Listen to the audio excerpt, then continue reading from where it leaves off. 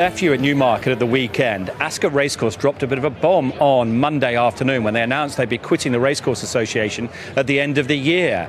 The Royal Track made the move after mounting frustration that the one racecourse, one vote constitution was hampering the governance and the future of racing. You might remember in March, Ascot and big independents, including York, Newbury, Goodwood and Chester, as well as the Jockey Club, asked the RCA to present a solution to address the structural governance issues of the organisation by the end of April. Well, the Racecourse Association responded themselves with a statement saying they were disappointed and stated they're currently undertaking a thorough governance review at the request of a number of their members. This process is expected to be concluded by the end of July, at which point they'll present the findings and recommendations to the board. Right, we'll hear from Matt in just a second, but first, Richard Hoyles, it's being described as a racecourse revolution. Is that how you see it?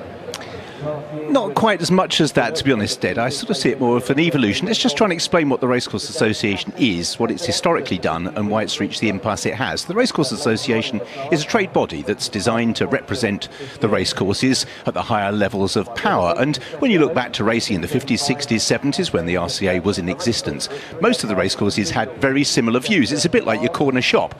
In those days, that's where everybody got their groceries. If you roll forward to 40 or 50 years and think about Waitrose versus arc rights, if you like, the gap is massive, and to have a trade association that tries to cover all of those business models is extremely difficult. If we transfer that analogy over to racing, all of a sudden you've got some courses for whom media rights is really important. You have some courses for whom it is world pool, it is revenue through sponsorship and corporate hospitality that drives their business models. And so for one association to cover all of those has become increasingly difficult, and the large courses feel they should have a bigger say than one course, one vote, particularly where you get some racecourse groups, for example, who I would imagine a bit like a three-line whip are all going to vote the same way. And that's where the impasse happened.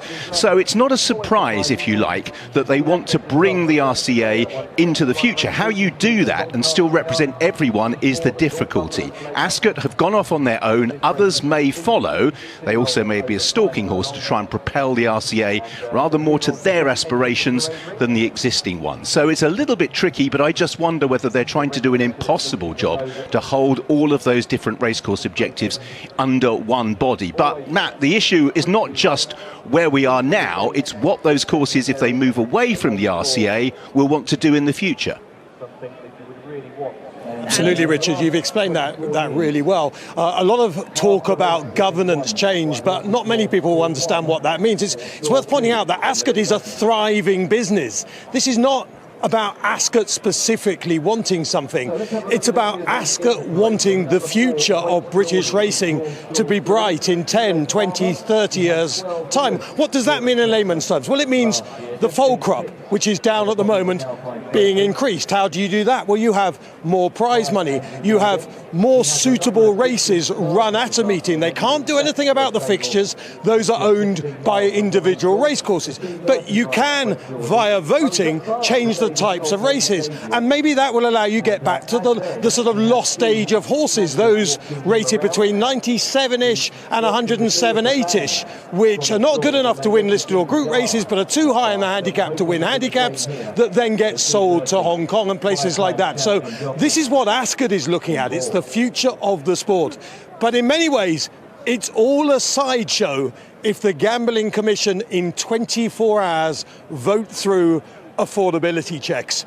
And the gut feeling of most people is that that will happen tomorrow, and therefore affordability checks will come to pass in the next few weeks, despite the fact that almost every single intelligent person who has any thought on the subject at all thinks it's a disaster. And so here on ITV, I just implore the CEO Andrew Rhodes and the Gambling Commission to listen finally with 24 hours to go.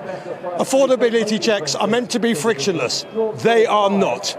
They will drive addicts and non-addicts to the unregulated black market. Clearly insane.